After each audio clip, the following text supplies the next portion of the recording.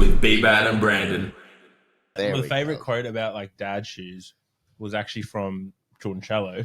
They're amazing dad shoes. I know, but he related it back to Luke Poley. It's like when they were handing out 400 kilo squats, they just saw this guy in New Balance shoes and was like, "Oh, you can have one too." And I was like, "That's Poley to a T." Shout out, Luke. You haven't had a mention on this potty in a while. Oh. But we're actually, so we're live. We're not live, but we're recording. Imagine if we did live once. Yeah, man. Live ones would be amazing. I've got to do a webinar in 2 weeks' time. That's live. Do you know how? Nope. Do you know how to make the computer do it? Oh, Nope. shit. Nope. That is people. Who are you webinaring to? ESSA, actually. Hey. ESSA have asked me to do Here we go. a webinar. It is On anything in particular? clinical reasoning. Yeah, nice. it's hilarious. It's going Just to a be little. That's broad. Just a little fucking topic, Yeah. eh? so subjective questioning Oh, for hypothesis development in clinical reasoning. It's so many words. Wow. What is hilarious is there's a number of things. First thing is no one who's working on this thing has ever done anything with me. So they seem to think it's just going to kind of go smooth. To a plan? Yeah. And Is there a plan? No. Actually, there is a plan. There is a plan because one of my girls that works for me, Channa, who's amazing, put it together. So I turned around to Channa. I was like, I need to do this podcast. This is the general gist of what I'm talking about. Can you just make this look pretty in slideshow? So she's done slideshows. She put it all together. So then I have to present the slideshow. So she's going, okay, this will be about an hour because I've only got an hour. That's it. That's true. Oh, that's Like the it's first problem. Like it's 1 hour. And then Is that one slide? Well, this is the hilarious thing. She's done all these Yeah. slides. She goes, oh, we'll do a run through. So I've done a run through, 45 minutes, never change a slide. She goes, I remember right. you many inviting more me to your slides? shoulder or knee Yes. course. Yes. And I remember by the end of it, like I walked in, you got this beautiful fucking booklet. You got everything. It was brilliant. Had the slideshow, looked really good. And then by the end of it, Paul's just, done his speaking. And then he's like, oh, we got to go through the slides. Yeah, he so just that's starts 6 hours in now, wasn't it? Yeah. And then he's like clicking through. He goes, oh no, we've covered that. Okay, we're done. Yep. Did it all. I was like, fuck. Yeah, That's the point of the slideshow. It was amazing. Like, don't get me wrong. Slides are great. As they're expecting the slides to flow through in the webinars, they do. That's what So they want. they're like, yep. Maybe someone will have to click it for you then. Well, somebody's going to have to click. Someone's going to have to set it up because I'm not going to lie. I don't actually know how to form this connection on the computer and the interweb, but that's fine. You should have seen him just try and what, like where we just went and got coffees, just trying to fucking pay pay pass, just hitting the wrong area. I think it was 3 times. You hit the top, and then he's like, "Nah, in the middle." So you hit the other top, I guess, like the corner of it, The top. the top, and then I was just like pushed his elbow forward to the right spot. My Oh, opinion bless. is they should have been free. I've tried 3 times. Your machine didn't work. Yeah, it's your fault. Oh, They're free. I was like, how It's your did fault. you Yeah. reason that? That's pretty funny. The money is there. Mm. I produced my card. You You didn't tried. take the money. Yep. You had your Jobs chance. are free. Give me the coffee. So yeah. But yeah, so Channa's terrified now because she's seen me do it once and she's like, oh my God. She's like, well, we need to practice this. I was like, yeah, we'll practice. Totally not. Totally not practicing anything. We're gonna turn up and do it blind. So is this you're webinaring from your clinic or Yeah, I'll webinar from my clinic, but it's open nationally. So it's a Yeah. national, That's a awesome. So national live people can dial live in. feed. Yeah, Sick. yeah. That's So a pretty cool. People will dial in, ask questions. Yeah, Cool. Be hilarious. I want to Who's tune watching in it? just to I like. have no idea. So it's either EPs, right? Yeah, EP physio. Yeah. Whoever wants to. I really Jump want on. to jump in. Like, obviously, Sick. I'm not EP or physio background, but I just want to watch it for. Yes, it'll be great information, I'll but get you the the link. hilarity of it. I'll get you the link. Oh, I'll 100% send you the link. It'll be. it's going to be hilarious. great. When is it? But this is 27th of Okay. end of the month, 27th July. Sick. But this is not new. Like I told you about the time I went to UQ to do a lecture at UQ. Yep. And then there was a fire alarm 5 minutes into the lecture, so we had to evacuate. And then they found another room, but there was no like PowerPoint or anything. Yep. So then I just proceeded to talk for 2 hours Or just something. off the cuff. But that's like one guy in the room made the mistake and asked the question, and then it just went from there. We were done. Yeah. That I'll was it. put It's like, have you ever watched Ross Noble? Have you ever seen Ross Noble, the comedian? No. Have you? Oh, No. okay. Do yourselves a favor, right? Watch Ross. He is hilarious, Oh shit. and I lecture in his style. So I've watched Ross Noble before. It's like a 2-hour set, and he's come onto the stage, and a heckler has thrown something at him in the first 5 minutes, And then he goes. and he has done a 2-hour set based on what this guy has just thrown at him, and like you can tell there's material prepared. Yeah. Because he'll be giving shit, and then he'll kind of slip into something. But then he'll go, oh, back to the previous. Yeah, And yeah. it's completely me. That- Watch Ross Noble. yeah. That's 100% how I lecture. That's pretty funny actually. Yeah. But I will message your employees to get the Have link, you spoken for and then I'll Esther put it before? in the fucking. Have you done? No. So that I don't know what they're getting. Oh, those poor guys. They're getting. I'll Yeah. put the link in the show notes so anyone listening Yeah. can watch it. Yeah, they don't know what they're getting into. This is going to be. How'd that come about then? If they've Well, there's been a lot going on actually. so for those who don't know, we actually have Paul Peglar on the show, which I'm sure you know now from his copious amount of previous episodes and that beautiful Irish accent. those dorsal toes. Well, it gets me going. Well, yeah, no, there's been loads going on. So Essa, I've been talking to Essa for a while, putting together some courses because I've launched my educational stuff on our LMS on our website through the thing. So that's where that knee course and stuff goes up there. So they approached me to do some stuff a while ago. So to do this webinar for them, and I'm currently in the process of doing a couple of short course things that they can do for education because look, there's so much buzz going on at the moment in Brisbane with the 2032 Olympics going on. Oh yeah. So as much as like from a smaller point of view, all of us are like, oh, what do we do? How do we get involved and stuff like that? The bigger powers that be are really kind of moving forward as well. So ESSA, there's a huge movement in ESSA. I'm probably just giving away like all the trade secrets, and I'm probably going to be arrested by people in By ESSA. black suits and things. Sick. But Waiting. they're Alive. really looking to develop exercise within that scope, and how XPhys and sports science and exercise science fit into the whole Olympics and things like that. So they've approached me For what purpose though? Like from my initial thought is surely every country has their own like sports people that come out. Absolutely.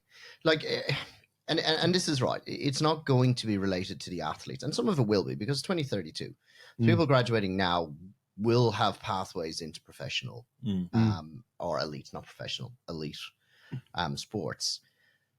But there's also such a buzz around activity and exercise, right? And sports and things like this. Like sports participations have gone way up.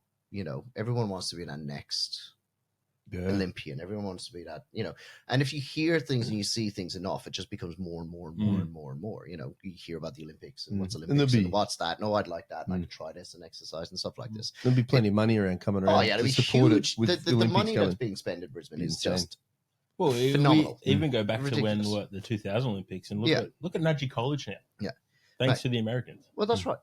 The 2032 Olympics is the ultimate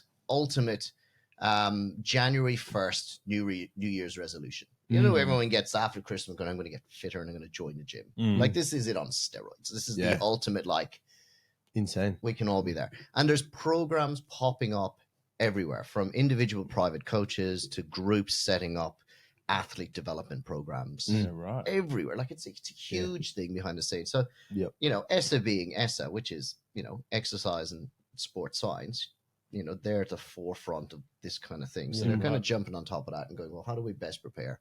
How do we make sure that as an industry, we look the goods. We look the goods. We have the right people in the right places doing the right things.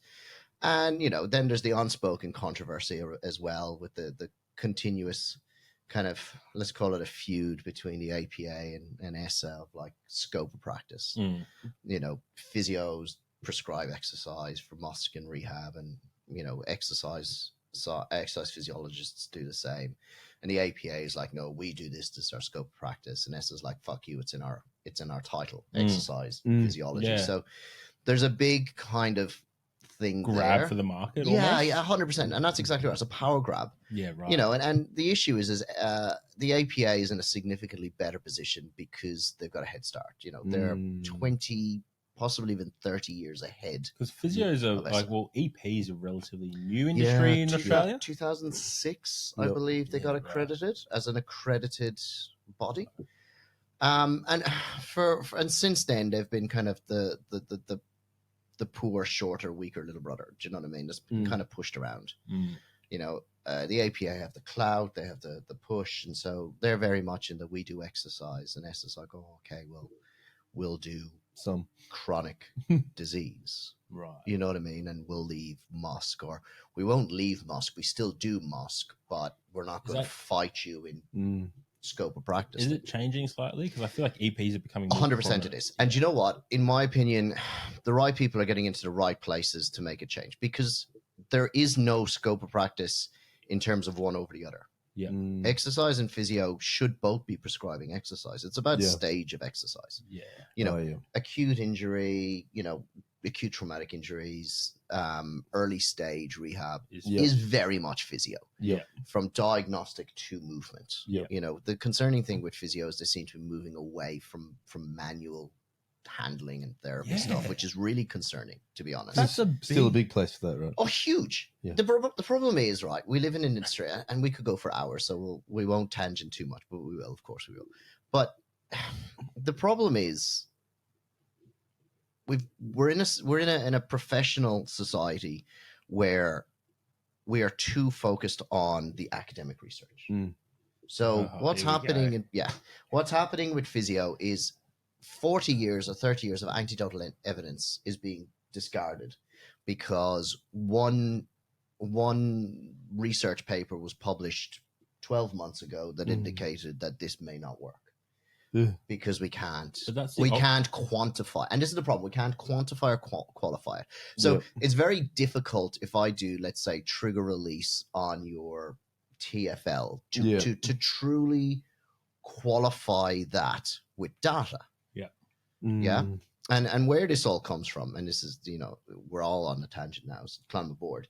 You know, this is where the issue with research comes into it, and it comes down to money. It comes down to a funding. So a lot of funding, a vast majority of funding to universities comes through research grants. We will give you money to research this. In order for a research to be successful, I need to have both quantitative data. I need to have enough people do it and get enough of an answer. And I need qualitative data. So I need to be able to definitively conclude that A equals B, and also do it in such a way that then somebody else can do it and get the same results. So quantitative and qualitative data is what it's about. So research is all about that. It is near on impossible to both quantify and qualify manual muscle release, trigger pointing, all of this, because of, you know, we can't pop the bonnet and look inside. So the issue arises then. So chronic disease is a good example, is where ex-phys and universities from an ex-phys have very much gone to the chronic disease as well. Is it's very easy to qualify and quantify your data. And as a result, there is an absolute metric fuck ton of funding for that. So then universities go, right, well, we'll just look at chronic disease, cardiovascular disease, diabetes, whatever. And then if I focus all of my research on that, and my research fellows are my professors and that, so they're the ones working for the university, and then as part of their fellowship they have to lecture. So now what we're getting is the ones that are doing the lectures are the ones that are doing the research in chronic disease. Lo and behold, what's being taught is a lot of chronic disease. So we're getting a lot of exercise physiologists coming out that are really only understand chronic disease because that's what they're being taught. And we're getting a lot of physios coming out only understanding quantitative measures. So I can and you guys know it better than anybody in the industry. It's very easy to get quantitative and qualitative data from exercise. You lift this heavy shit enough times and you get heavier. And generally speaking, you will get proportionately heavier, which is why you guys use the progression percentages you use and how much steps you go up, because it is a very quantitative thing. We can measure it. We can Absolutely. see it. You can measure it. You can see it. So from the physio part of view, it's very easy to do research that this equals that. So then I test based on that. So same thing with chronic disease ex-phys. Physios are, being trained by people who have done all their research in exercise interventions. So they teach exercise interventions. The issue is we're fucking throwing the baby out with the bathwater. We're throwing 30, 40 years of anecdotal evidence that suggests that I can't really 100% prove why, when I do trigger point of your TFL, that I decrease lateral knee pain. Other than when I trigger point your TFL, your lateral knee pain goes away and the patient walks out the door happy. It's really funny though. Oh, it's not funny. It's surprising because you use the word, and I really like how you phrase it. Is we've got this 30, 40 years of anecdotal evidence, and now a research study may come out 12 months ago saying may not work. And that's the operative word. It may not work. Which, as you like using the example of the TFL with lateral knee pain, I could trigger 10 people and it'll work for 9 of those 10, and then that one person may not get a result. 100%. And then they go, okay, well that's wrong. Well, it didn't work, so it mustn't be. You could trigger that other person in a different place and I bet it works. 100%. Exactly. Because their lateral knee pain wasn't coming from there, and then that leads us into a whole other biomechanical thing. Absolutely. 100%. And there's so many different ways, using that example, to treat, look at, and address lateral knee pain. And it's crazy to think, going back to, again, I can't remember how we got here, but crazy to think, physios are moving away from that manual therapy. When it's probably and the difference, it's okay. So if I'm looking at this going, I'm a physio. And not that I think physios should be against EPs in either way. I think it's as you said before, it's a collective thing. Oh yeah, that's right. That's where we'll get back to that. Yeah, that's right. Yeah. But if I'm a physio, my biggest draw card is manual therapy because EPs aren't allowed to touch. Nope, that's the your point client. of difference. No, that's my point of difference. 100% point of difference. And you know what? Who am I going to go to treat early on stage rehab? I'm going to go to a physio. Absolutely. And then I'll 100%. go to an EP. 100%. Stage 1, stage 2, that rebuilding, that healing phase, that acute trauma phase. I'm going to physio. For that rebuilding, that late stage remodeling, I'm going EP. Or I should be going EP. But now there's that crossover. It's just crazy that they would move away from the point of difference that makes them.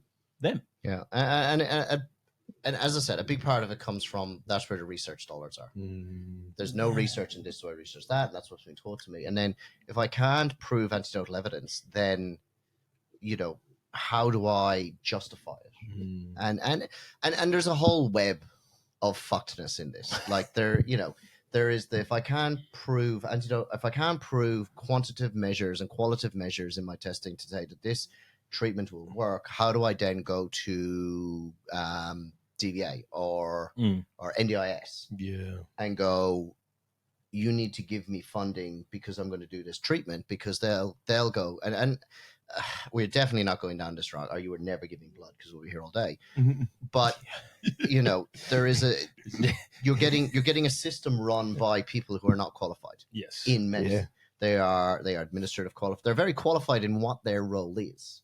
And it's very much bean counting, and it's very much legislation, and it's very much operational requirements. So I'm now sitting in the NDIS as a plan manager, and I'm looking at this and I'm going, why am I paying I think it's $170, which NDIS pay for. Why am I paying $170 for this person to do this exercise intervention if I can't, or this treatment, this manual treatment, if I can't quantify or qualify that it works? So so you know what I mean? It's a whole shitstorm of, okay, well, I will only do what's quantifiable because it gives me money. And we're just moving away from the one key element of the whole equation, which is the patient. I'm not going to do this for you because I can't qualify it, but it fucking works. Yeah, but if I do it, then I don't get paid for it. And I'm like, what do you mean? It's like, NDIS, because I'm like, well, fucking just do it anyway. It's so crazy because, even on the flip side of that, Sorry, I just got sidetracked by your Arctic Circle certificate. I was like, what? You saw me crossed it. Yeah, it's just really cool. On the flip side, like moving away from, I guess, a clinical setting, it's so apparent in sport performance now as well that the clinical what people are being taught at uni. Oh yeah, you'd see it all the time with the Dolphins. It's just there's just this gap. Like it's like, as you said, EPs, exercise science, are rolling out with chronic disease training and are trying to apply a lot of that, to a performance-based elite sports setting. Yeah. And it, again, doesn't work. No, it doesn't. No. And the problem is going, but this research says that we do this. But I'm like, but have you tried doing that? Yeah. It's like the research is new and upcoming and all this, it's just too flashy. Like, that's the thing. And but there's so many elements to it as well, because a lot of what we got to understand is there's two other big factors that comes in with the research stuff. And this is where we're losing stuff. And this is this, nice circle back to what we originally talked about was the webinar and the subjective questioning. I've missed podcasts with you. I know, it's so good. I always bring it around. But, the issue is it's the perfect balance between the research directing opinion and experience allowing you to apply. So what I mean by that, and that's the nature of the subjective questioning, asking the questions, what is this, getting the individual answers, understanding individual needs, and then applying, because the issues we get in these situations are, one, what we talked about, the qualitative quantitative, and two, you have to also understand that research, in order for it to be qualitative and quantitative, has to be reproducible.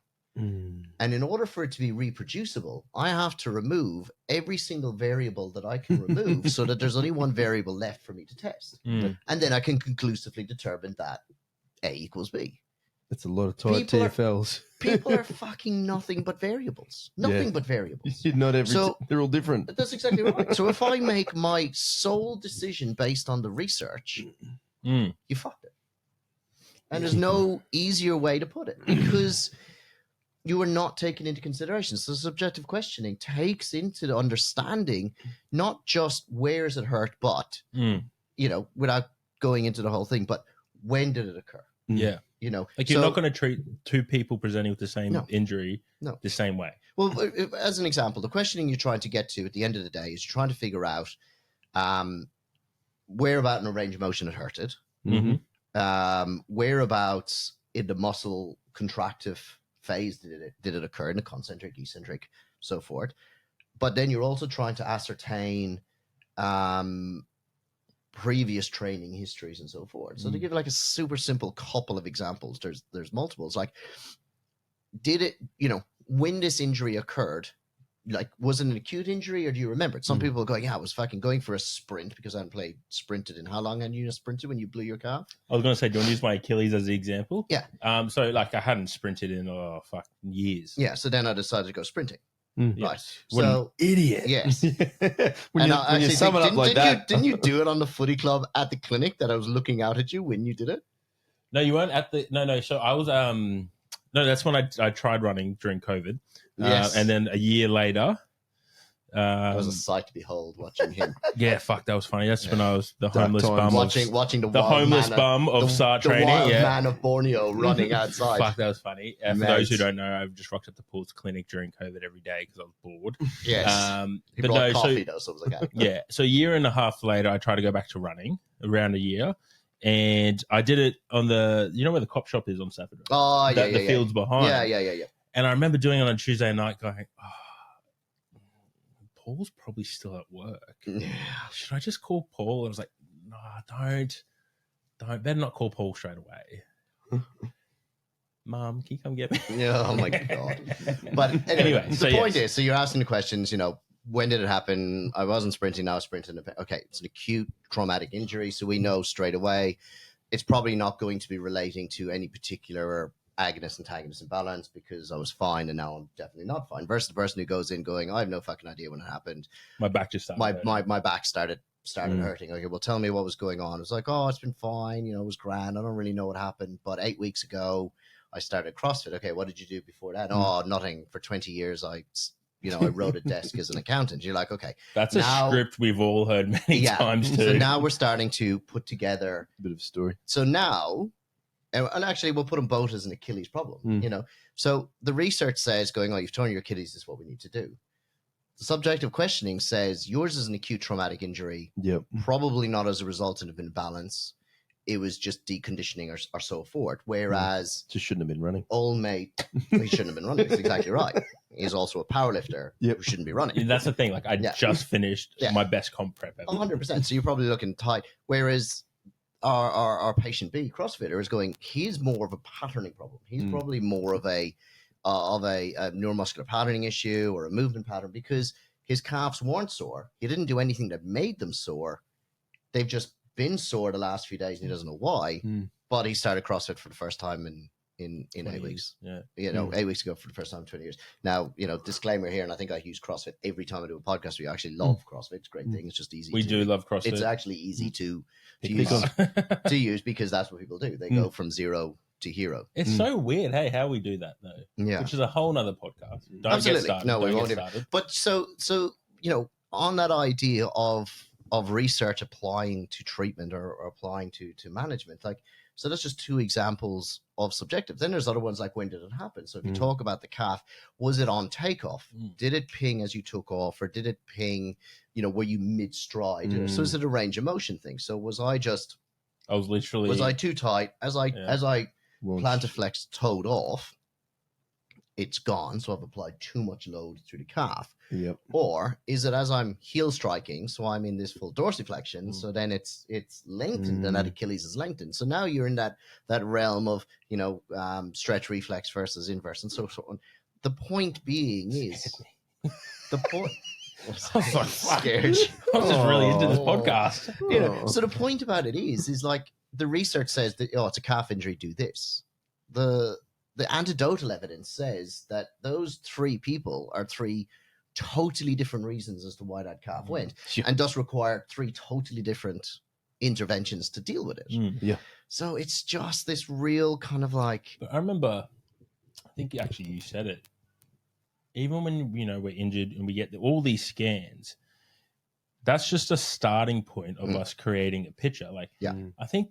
Because you could even have a small tip previous to the whole thing. Oh, mate, that changes the whole dynamic. The amount of people that come in, athlete-wise, from the footy club or the soccer club and things, where we're hesitant to scan them purely because we'll find stuff that is asymptomatic and it runs the risk of directing us poorly in their treatment. Yeah. Do you know what I mean? So generally as a rule, we will assess subjectively, objectively, determine a course of action, treat for 4 weeks and see where we get to. And if we're not getting anything, then there's potentially a structural impedance that we need to deal with. But the first course of action is never to scan, especially in the guys like the CrossFit who there's no real acute. Like Brando, it was fucking obvious you blew your Achilles. We just sent you straight for that. But this other guy, no. This thing,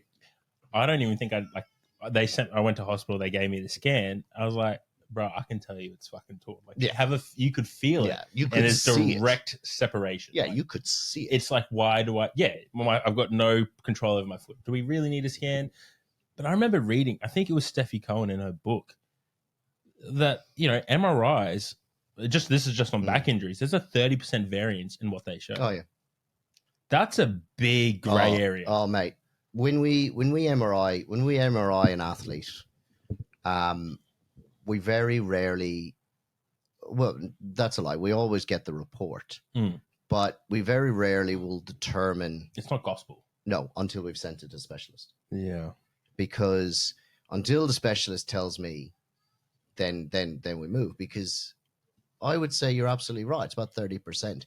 There was an example of one of our football players, and she had what they call a depressed tibial plateau fracture, where basically the femur drives onto the top of the tibia and it breaks it. Oh, wow. Yeah, so it kind of splits down. So there's an acceptable depth and a non-acceptable depth. An acceptable depth, then you just deload it for 6 to 8 weeks, Yeah. treat it a bit like a broken leg, but you can do a lot more on it. You can do a lot more movement and mobility and stuff like that. You just don't do any impact or jumping. And that's okay. If it's an unacceptable depth, they need to go to surgery immediately and they need to have it braced. They will put 2 big fuck off screws horizontally through the tibia to bring the 2 heads together, because one bad impact and that whole tibia will split straight down like you're splitting blocks for fire. Yeah, 100%. So that's insane. We sent her off for scans and came back cleared, perfectly fine, no problem. Bit of periosteal bruising on the top of the tibia, but everything's fine. We were like, oh, okay. So we managed her, and she was okay, and she was determined to play. So she turned up to play, and I hadn't seen her, I hadn't been treating her. So I've turned up to the game to watch, and 5 minutes into the game, she's like, "Oh, something just doesn't feel right." And I knew her case. I was like, "You're off, you're done, come." So I pulled her off 5-10 minutes into the game, and I've sent her scans straight through to the orthopod. I was like, "Look, she's been cleared. Everything is fine. They said there's no issue. I'm not confident though. Can you please have a look?" And he was like, "I need to see her." So she was like 1 mil off it completely separating. So as he said, if she had jumped for a header, landed wrong, she has gone from the acceptable depth of fracture into like split. Jesus. You know, and it was just totally missed. And this happens all the time. The other thing. But it goes the other way. Like we had one guy at the AFL who was written off complete syndesmosis rupture. Yeah, was fucked and needs surgery. Sent it to the orthopod. He goes, "Oh, actually, no, that probably can be treated conservatively. He should be fine." He'll be fine. I think a lot of people forget, like the radiographer, the sonographer, whatever it is, they don't know the context. They are only presented with, this person is painful here. Yeah. This person is creating this issue here. Yeah. Like, or there's pain present. Like, and you know, the dead giveaway is the question marks on the and do you know what? Do you know what's really interesting? You make a really good point about that as well. That the strength of the report is also influenced by the strength of the request. So how good, and you know, everything is, you can see it, this all goes full circle. How good a report you get is based on how good you send your requests. Right. So when you send for an MRI, you will put, you know, example, this football player, you know, what you would say with her was mechanism of injury, player, high explosive impact from behind, foot fully extended, planted on ground, hyperextended knee, taken off immediately, unable to weight bear, unable to walk, pain on extension, pain on palpation of medial and lateral tibial plateau, immediate swelling. Please assess for ACL, MCL, medial meniscal injury, tibial plateau fracture. And they will go searching for it. Whereas if you go pain present, player tackled from behind, unable to weight bear, please assess for meniscus. You know, they'll just look for that, and they'll look for that. Or if it's like, player landing from vertical jump, landed, pivoted, twisted, felt pop, immediately lock knee, couldn't bend knee. Then you're suddenly like, okay, just for ACLs. And they will look for. So one thing I will say for the radiographers is their reports are impacted and influenced by what you ask for. Request. And then you kind of come back to this subjective questioning. What happens if they find something there where they looking where you told them to look when they find this, when there's also this still going on as well, right? Yeah. Will they report on everything else? That's exactly right. Because that happened to me. I got low back, blown disc. Physio sent me to look at my hip. And they found shit with your hip. They did. It came back osteoprobus, low grade, and then the physio goes, "We're going to treat for that." Of course you did, because you're a powerlifter. Never, ever, ever, ever, ever, ever, ever, unless you absolutely have to, scan a powerlifter's knees, hips, or shoulders. You're going to find something, or low back. You know, we're going to throw low back in there. There's always going to be shit. You do not lift that amount of weight and not have, but even but non-consequential wear and tear. Mm-hmm. The body is an amazing thing. It will fucking put up with a phenomenal amount of shit and keep ticking. Do you know what I mean? Us powerlifters are a great example. Go us. Yeah. But this is the other problems then with it, when you've got it. So a lot of what we were talking about earlier with the physios and the way they're taught and the education side of it is you're taught based on your research, and your research has to be quantifiable and qualifiable. But it's also a lot of the research is based on general populations. So a lot of the advice is based on general populations. Now, I can fucking guarantee you right now that 85% of musculoskeletal non-severe injuries, if I fucking sit you down for 6 weeks, it'll go away. Yeah. Right? Doesn't necessarily mean it's fixed, because the pain will just settle. And because you're not using it, it'll settle. It opens up the whole argument of secondary dysfunctions and secondary movement patterns due to, but it will go away. And if you're non-athletic, you're probably not going to use that thing, and 100% it won't hurt ever again. That's exactly right. So it's all about how you apply it to that person. Look, and there's huge things. Like I did a seminar recently with physio in one of the big NRL clubs and an orthopedic surgeon down in Sydney, and we're talking about syndesmosis injuries in the ankle. Now, syndesmosis injury, if you've got a full ruptured syndesmosis, the recommendation for Joe Blogs off the street, irrespective of the grade, because there is different grades and there is different ligaments involved and so forth, the recommendation is put him in a boot for 6 to 8 weeks, let it settle. Just irrespective. Oh, syndesmosis injury, boots, settle, off you go. In the NRL, it is conceivable that I'll put you back on for the second half. Depending on the grade. Now, obviously, I can't scan. And I said it's conceivable. It's not really done much for risk of additional problems. But the normal procedure would be take them off, boot them, MRI them tomorrow, assess the degree, assess the grade. If it's a lower than a grade 2 syndesmosis, settle the inflammation, heal it, mobility, 2 weeks back in the field. Yeah. So Joe Blogs off streets, 8 weeks in a boot. All mate for the Dolphins is back on the field in 2 weeks. Or maybe that second half, if it's important. And look, off the record, which obviously isn't, but off the record, if it's the grand finals, the end of the season, they pass, there's a number of tests that you can do. And if they pass those tests, I'll strap him, put him on the field. Because you know what? We'll deal with it tomorrow. And if you do any more damage, then the surgeon will fix it anyway. Yeah. I'm pretty sure Dylan Edwards for the Penrith Panthers played with a broken foot in the grand final. Yeah. Patrick Mahomes, quarterback with the Kansas City Chiefs, played with a full grade 2-3 syndesmosis rupture. It's a Super Bowl. Yeah. I am paying you $52 million. Get your ass on the field. Also, get a Panadol in you. That's exactly right.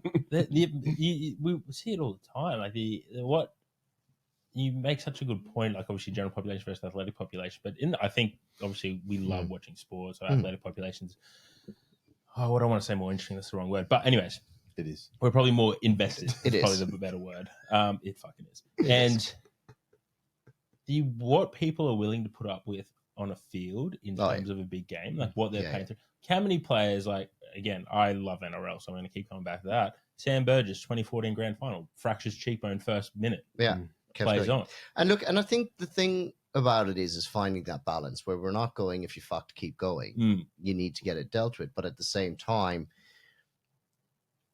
when we're not doing and we're not taking in the variables into consideration and subjectives and things like that, we're basing our decision making on and a lot of the time archaic understandings and flawed research because we've limited it so much and the general idea and the general perception of if I just make you rest it'll settle, and it will. If you're Joe Blogs off the street, it will. But we live in such a active population, ignoring athletic populations or elite athletic populations. Just we train so much more, we do so much more nowadays that, you know, we need to be able to assess these people, not just from that's what's wrong with you, we're going to do this, but as an individual going, okay, how do you feel? What do you want to do? Where are your goals? What can you tolerate? And then it's down to us to be able to manage that. Like I had a client in this morning, it's a perfect example. There's fractured humeral neck 4 years ago, other issues with her SIJ and her hip. Say femoral? Humeral. I've got a femoral neck one as well, but that's anyway. head of humerus, nick of humerus, hip, SIJ stuff 4 years ago, been in pain on and off for that period of time, but trains like an absolute weapon 5 days a week. Loves it because I'm not going to train. Yeah. Like, you can tell me whatever you want and I'll tell you I'll do it, but if you tell me not to train, I won't do it. I won't listen to you. That's not. I'll tell you I will, but I won't. And I'm like, do you know what? That's absolutely 100% fine. She goes, yeah, really? I was like, yeah, absolutely. Like, if you're going to train anyway, my job is to make sure you do it the best we can do, and is to minimize the risks, maximize the potential. Like, as I turned around and said, you've had this for 4 years. Just because we know what's going on, we did a whole assessment on her, figured out what was going on, blah, blah, blah, blah, doesn't change anything. Like, this is 4 years. You squatted yesterday. Just because you know what's going on today doesn't mean your arm's going to fall off tomorrow. Yeah, you can still squat tomorrow. Do you know what I mean? You would. But even if the arm fell off. Yeah, fucking. But so I was like, so my job is to go, okay, well, why is it fucking sore to start with? We need to get on top of that. But then how do we maximize your training to minimize your risk of further injury and maximize potential? And she goes, oh, I thought you told me to stop. I said, no, absolutely not. I said, the reality of the situation, because you're so athletically trained, is your training is probably going to fix you. What I need to do is I just need to get the right things activated, and I need to tweak the body, and I need to get the right muscles firing up so that when you start your loaded training, you're targeting the muscles that I want targeting, and your loaded training will then strengthen them and you'll get fixed. Your issue is, and we talked about this in previous podcasts, is your dysfunction, your poor wheel alignment. You're doing your squat, and you're ignoring 3 of the 8 muscles that you should be using. If I can get those fucking 3 fired up before you start squatting, when you put load on your body's lazy. It's going to use those 3 because like they're already fired. I'll fucking pull the other ones in, but they're already working. So that's my first port of call. It's kind of like Nicole Farrell, what we went through the other day. 100%. So what we do is we go, I need to get that working, and your weight training will fix you. Now, another person comes in who goes, I did that injury and I have not trained in 4 years because of the pain. I'm like, great. Now we will address that and we will manage that. But it's such a cookie cutter approach because of the research and the way it's done. Do you think, okay, so this is, I could be wrong, happy to be wrong. The people who are lecturing, the people who are doing the research, the people lecturing are doing the research, but they've gone in through this degree and then gone into research. So they don't have that experience of actually working with a variety of people because they're researching, 100%. And as you said before, they're researching a hypothesis 100%. And controlling every variable. And that's where it's missing. Absolutely. You've got no choice. Like, I have nothing but respect for the researchers in university because fuck my life, I couldn't do that. Exactly. Like, the dedication and the focus to do a PhD research and above, and the level of intelligence required to do it is phenomenal. It is, but hence lies the pitfall. Like, okay, so you run the numbers. 4 year undergrad degree, 2 years postgrad masters, 4 year PhD. That's 10 years. We're 10 years. Research fellowship, professorship. You're 15 to 20 years in that field. But you actually haven't. But that's 20 years out of clinical practice. Yeah. And you have to. You have to. Like, there's no fucking shortcuts. Yeah. You know what I mean? Like, there's shortcuts for us out in the real world, but there's no shortcuts. The amount of drive and focus and intelligence and dedication needed to do research and PhD is it can't be understated. But it's also very dangerous then. If that person's then inserted into a athletic population. And that's right. And we're not looking at, all hail the guys, of which there are guys out there, absolutely, who do both, who can do research and work in the field. Like, all hail them. They're the guys to listen to. Fucking oath. But, we need you doing a PhD, bro. Do you know how much fucking work that is? Bro, UQ have actually asked me to come on board next year to teach. I bet they have. That'll be fun. Your brains needs to be downloaded. Yeah. Do you ever see the movie? Oh, I'm sure we have the Captain America, the Winter Soldier. So when who's Captain America? that's Is he a hilarious. character? Yeah. Does he do a thing? Oh, Is he DC? Wow. Wow. I think he's DC. he's like Batman or something, right? You guys He's are with Batman, isn't he? Maybe he is Batman. Oh, it could Okay, be. well, this episode's not going down. But you know, in the movie where the mad scientist from Hydra downloads his brain, that's what we need with you. Yeah. We need to download that brain, and it needs to be in a PDF so people can understand. But and that's the thing, and that's what we need. We need that link. We need that link between the research and the universities and the lecture, and then the guys out in the field. Okay, so I'm going to throw an idea here. Feel free if you don't like it, throw it back. But it's a safe space. Wouldn't it be ideal, or in the perfect world, the requirement to go is undergrad? Yep. 4 years, whatever it is. Yep. And then did you say is it postgrad? Postgrad masters. Postgrad masters? Cool. Maybe before you do your postgrad masters, you have to have a minimum 2 years worth of clinical experience. Yeah. And then going in from your masters into your, what did you say next? PhD. You got to have 5 years experience, whether that be clinical, whether that be working. Potentially. I think but there's no money in it because you got to remember money's in the research. So if you're doing your PhD, how much money is actually in research though? Oh, there's loads of universities. Shit? Universities get an absolute fuck ton of money for you doing research. Wow. You don't get much. That's what I mean. You get fuck all. So like, again, that's probably the other problem. That's right. You're a pauper. Then I go, oh man, there's so many. Like, I see from the outside looking in, and it's very easy for us to make judgment, or very easy for me to make judgment. Sorry, from the outside looking in, but I can see so many holes in that methodology. Yeah. I can see so many issues already as to why we're in. And you're absolutely right. And then the problem, the overarching problem is we also need that structure because you need that level of dedication to the research. Clinically, it's not ideal, but then as a result, we need the clinicians on the other side because, we're only as good as the research. Like I'm only as good at making my decisions based on intelligent people in white coats, far smarter than I, coming up with going, oh, if we do this. The trick is the crossover when they come out of university, upskilling them into the clinical side. I feel that more prac needs to happen in universities. Like realistically, in my opinion, you should have a prac block every year from first year to fourth year. What do they do now? Fourth year? Third and fourth year.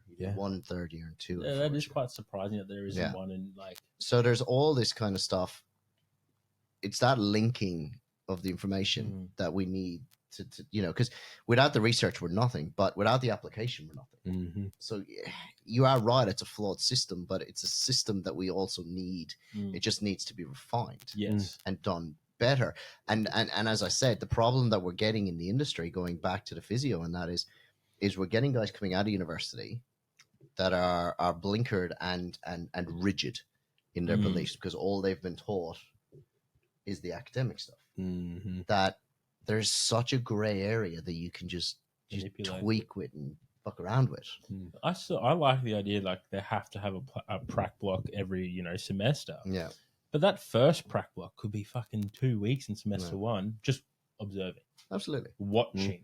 That's and that's right. Like yearly. Dealing with people, like one of the biggest problems that we get with prac students is their inability to actually have human connection with the patients. Just useless. Just absolutely useless. Yeah. It doesn't matter how smart you are if you can't connect with your patient or 100%. client, our boat.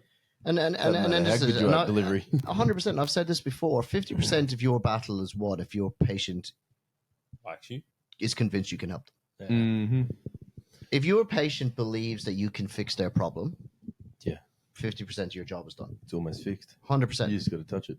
That's exactly right. Like you just got to guide them in the right way. But if they truly believe that you'll fix it, you will fix it. Or if they think you're an idiot, doesn't matter how good you are, you're not going to fix it. Yep. Because they will always fight you all of the way.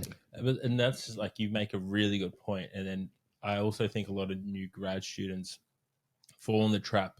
They're so rigid in their beliefs, but they use all these big buzzwords and they get trapped in the terminology and almost overhype themselves. And I think they forget that human beings have a really good bullshit detector. Oh, 100%. If they think that you're fucking pulling my leg, absolutely, I'm not going to treat you. Yeah, I'm not going to go with you for treatment. Without a shadow of a doubt. And that's the thing. Like with what's coming out, there's such an arrogance level because I can use really big words, and I know all of this stuff. You know what I mean? And we're 100% not even going to deal with the whole idea of entitled. We have many episodes on that. Go back. Yeah. Let's call G. Let's get it up. Yeah. But it's just one of those. Do you know what I mean? Like, they come in and they're like, I'm better than you because I know all these words. And you're like, you got to put that shit down. And and again, back to subjective and back to, you got to put that shit down. You got to talk to a person. You got to find out about them. Not just about their injury, how it happened, when it happened, where it happened. But, you know, another thing that we're talking about with subjective is that whole idea of previous history. Yeah. You know what I mean? Previous history tells me so much from I was an elite athlete, did fuck all for 15 years, got fat, went back to training, versus I've never trained in my life. Yeah, yeah. It gives you so much of a direction, not just a potential cause of what's happened, but there's rules to the body. Yeah. I'm not going to say laws, but there are rules because we can play within the rules and we can bend those rules. There's rules within the body that we follow. You know, when we learn task, we go activation, muscle activation, neurodevelopment, strength. We learn how to work the muscle. We then learn how to put the muscle, how to teach the muscle to work nice with other muscles. And then we put it into big actions and movements. So if I'm dealing with an elite athlete who was an elite athlete and then then retired and you know, got lazy and then got back into it, their capacity for activation, development, strength is huge and will be really quick. And it opens up a far broader spectrum of exercise prescription for me to address concerns, problems, and also tells me there's probably a fall down somewhere in the neurological patterning. It'll be big exercises and stuff like that. Whereas if I've got a person who's never really trained, you know, was a bit introverted at school, the typical nerdy type kid who didn't play sport, and you know what I mean, blossomed in their late 20s and has suddenly, you know, shout out CrossFit, has joined CrossFit, started some CrossFit, you know, doing some WODs. You're instantaneously going to turn around and go, their ability for muscle activation, neurodevelopment, strength is going to be significantly lower. So they probably failed because of that. My athlete failed because he's had a career as an elite athlete. There's probably a whole load of shit going on there to start with that's now been flared up by them. So it's nothing to do with muscle recruitment, neuropatterning. It's everything to do with the fact that was great. Now it's fucked. And now it's detrained. Whereas the other person, their issues have probably arisen due to the fact that they never really truly learned how to use their body to start with. So it's a far different starting point and progression point. But I think that's where, like, a lot of, like, you know, in our industry, people would look at that for someone who has been previously trained and then come back into it, and they would call that muscle memory. Yes, they'd call that, oh yeah, you know, it's just that the body never loses its capacity. No. We've trained it to a point; it holds that capacity. It's just we haven't accessed that capacity. 100%. And I think that's where you made a really good point. But I think coaches get lost and then call it or label it muscle memory. But really, you did all the work previously. Yeah. And look, and it is one of those, exactly right. And when you talk about those muscle, and you got to be really careful as well. Muscle memory is interesting, especially when dealing with athletes, because what we got to understand is the reason that person retired in the first place was more than likely the sport, not an injury. Now, the sport would have caused an injury more than likely, but, you know, he wasn't crash tackled by a 120 kilo Islander, which broke his leg.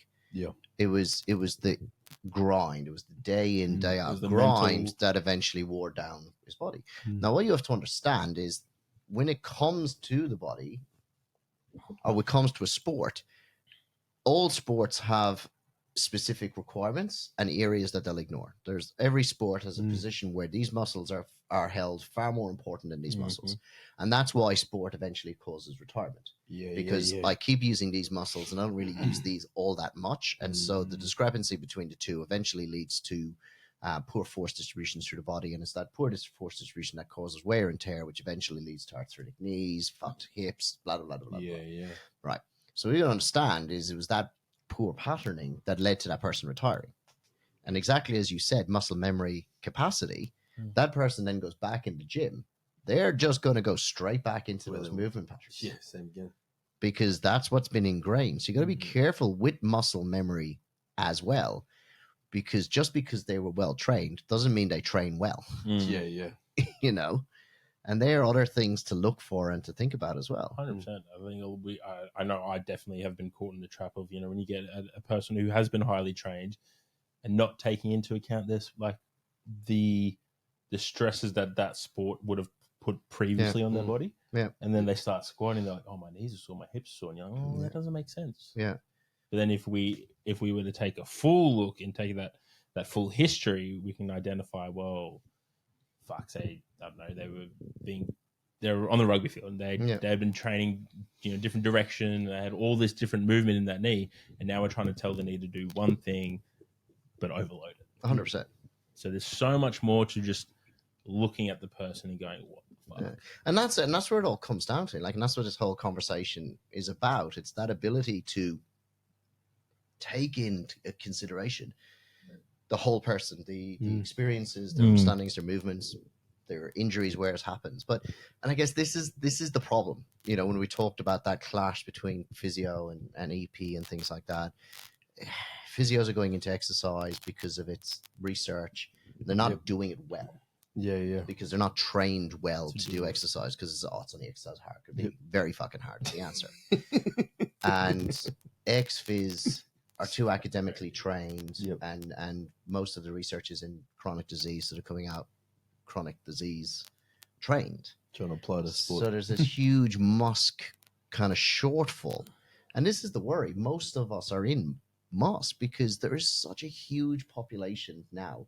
I did a talk 2 weeks ago with the hernia specialist, the hernia surgeon that I work with. So he invited me to do a talk in opposition to him. So he would give his talk, I would give the other side of the talk, like both together, not in opposition. Like he did the surgery route, and then I kind of went, what happens before the surgery route, and then how do I send them to him eventually? And the whole thing was based on me explaining how we try to prove it's not a hernia. And when we can't prove it's not a hernia, then we send it to him. Right. Because it's very difficult to do clinical testing on it. But one of the things that it was a room of doctors and specialists and physios and that. And one of the questions one of the doctors brought up to me was like, because I talked about how we're in such an active population. And we are. Activity rates are way up. Gym memberships are up. Everyone wants to be fitter, healthier. And, one of the positives with COVID is it pushed that, because everyone was like, oh, fuck all else to do, so I train, exercise, and I maintain that. And he turns around, but we're 70% of Australian adults are obese. And I said, absolutely. So how can you tell we're more active? I said, I never said that those that were active weren't obese. I just said that we're more active. And herein lies the problem. I'm 140, 150 kilos, BMI 42, and I take ownership of my life and I go, I'm going to be better. I got to start training and exercise. Just because I know I'm overweight doesn't mean I wake up tomorrow and I've shedded 50 kilos. I got to shed that 50 kilos. So I go to the gym and I go to the, wherever, and I've got to move that body. And the action of moving that body badly and poorly is what's creating a lot of these injuries and a lot of these problems, and that's, I guess, where ex-phys needs to step up, be better at dealing with those. That's sort of chronic disease, but it's such a... But that also, like, just that example, the 70%, and then you counter-arguing, saying, you didn't say that 70% or whatever was not obese, but they're still being active. It's like, that just shows that our ability to look at research and take it for what it is instead of critically thinking 100% has lessened. Yes. Which is, again, we could be here for a couple of hours. Yeah. But before we start to wind down, I'm really struggling to find a title for this episode. Usually halfway through the episode, I'll start thinking, okay, well, I'll call it this. I'm stumped because we just went on. Oh, we could do bridging the gap between physio and ex-phys. And we are, before we wrap up, as always. Another 10 questions. Oh, 10 questions. I was shit at this the first time. I'm ready to go. Let's go. But how many times have you done this? A few. Twice. Yeah. Oh, third time. Are aliens real? Yes. Favorite kids TV show or kids show right now that you're currently watching, Kids show right now. or previous? Age? Is it age specific? Anything. Oh, I loved early Transformers Oh, cartoon. Oh, there they you were awesome. Loved early There you go. Transformers cartoon. You're about to start a podcast. Who would be your first guest? You too. Yes. Fucking, that's your first mistake. Yeah. You too. Favorite memory of school? Football. Number one YouTube channel that you're subscribed to? Oh, there's a couple, but they're all NFL related. That's fun. I Yeah. like it. Yeah. There's a few NFL I keep forgetting you're a podcasts. big there. NFL. Huge fan. NFL fan. Big future goal for this year? Anything you'd like to share? Launch the education stuff. I've got the LMS up and running now. I've got one big course on it and a couple of small little courses on it. So yeah, I've really What's reached LMS, sorry? learning management system. Right. So you log onto the website, and you can just download little courses and snippets and Beautiful. YouTube videos and stuff like that. I've reached that point in my career now where helping one person is amazing, but I'm kind of trying to change that industry a little bit. I've kind of hidden the backgrounds and the shadows for a very long time because it was safe and comfortable. But Too long. I think too my smart. goals. I think my goals moving forward now are definitely You to need to teach more people. 100% We need more of you. try to push that forward. Because you're real hard looking to see. So we Yes. need more people with a Fuck yeah. Paul No. Peglar certificate level 3 or something. Yeah. Would be real nice. So that's my goal, is to really start contacting. Yeah, and then you can bring Teaching. out the bridging course of how to drink like an Irishman. Yes. What animal do you want to eat next? Animal do I want to eat next? I've got this question. Do you know what? What? Right. I was watching a show the other night. It was one of those travel shows. And they ate camel. Oh, yeah. Oh, okay, yep. And We I thought, can stew that. I thought I have never in my life thought about eating camel. But at that time, I was like, I wonder what camel tastes like. It's an interesting question. Camel. I reckon it's Stuart. I reckon it'd be quite tough and gamey. So I feel like yeah. you'd have to shoot. You'd need Yeah. 10 hours Slow slow cook, cook yeah. that. Yeah, I reckon. Little Yeah, meat yeah, gravy. We're now cooking. People send in. Send your suggestions. What are you saving your pocket money for? Save my pocket money for. I head to Ireland in 30th of August. Oh, yeah. Yeah, 3.5 weeks over there. We're gonna help Mom pack up and move back over with us. Not Sick. then, but next year. So, yeah, that Sick. and my combi. I gotta fucking repair my combi. Yeah, damn. Yeah, Fucking broke my heart. I know. Oh, terrible. I'm going to give you a billboard space for the day. What Yep. do you want to put on it? What do I want to put on it? Yep. Billboard space for the day. Stop being shit. Go to my LMS. I like it. Lol. Yeah. That was a great one. Family traditions you had as a kid or you have now as your family? Family traditions we have. Christmas is huge. Nice. Christmas is huge. I really like the tradition I've got with myself and my brother cooking Christmas dinner every day, every year. That's really good. Together. Yeah. Yeah, yeah. And personally, I love, so as you know, I work crazy hard, but Tuesdays and Thursdays I take Bella to her activity. So I take her to gymnastics on a Tuesday and Sick. ice skating on a Thursday. So good. skating's a So I good actually one. really enjoy that. Just sitting, watching her do that. That's so So good. cool. Yeah. Right. So that was an hour and 10? Hour and 8 minutes. Hour and 8 minutes. Seconds. Record. For you. I'm Yes. very proud. Yeah. What was our best one? 3? Nearly No, just 2 hours just and 2 and, something. yeah. 2 and a bit. I do love, a podcast with Paul Peglar because, we don't actually talk much. You can come to the wine. We can do another wine one and do an absolute PB. Remember that time Paul was the only one drinking and then Gwaine mixed the fucking protein shake with Yes, whiskey? I do. They were like two separate, don't get me wrong. but Wayne, what were you doing? he had the whiskey and that was odd, bro. That was terrible. I am still disappointed that you didn't have whiskey. We were at your clinic. Yes, Well, you were at your home. I was. It was in COVID. You know what we should do, though? It was amazing. Go back to that whiskey bar. All right. Yes, we should. I'll put the notes in the show notes. I'll put the link for the ESSA presentation in there once I get it off Paul. Guys, thank you so much for watching. You know where to find us.